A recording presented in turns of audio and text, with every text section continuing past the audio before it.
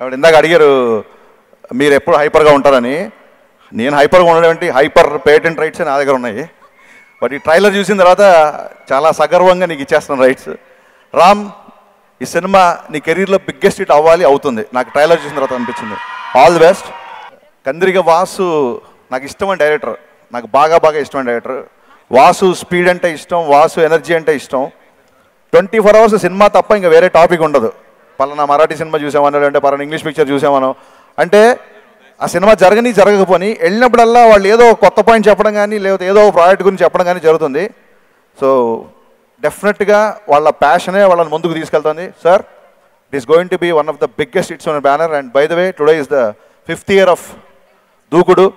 So మళ్ళీ మీకు త్వరలో అలాంటి ఇండస్ట్రీకి రావాలని మనస్ఫూర్తిగా కోరుకుంటూ, జిబ్రన్ ఆ 3rd సాంగ్, ఆ 5th సాంగ్, ఆ 2 songs నావి.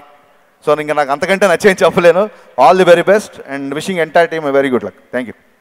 కృష్ణగాడి వీరప్రేమ కథ నా లైఫ్లో, నా కెరియర్లో ఒక చాలా స్పెషల్ సినిమా.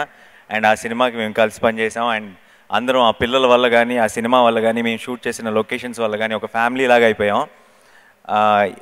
ఈరోజు మజ్నుకి సంబంధించిన పాజిటివ్ రెస్పాన్స్ కూడా నాకు ఫస్ట్ ఫోన్ చేసి చెప్పింది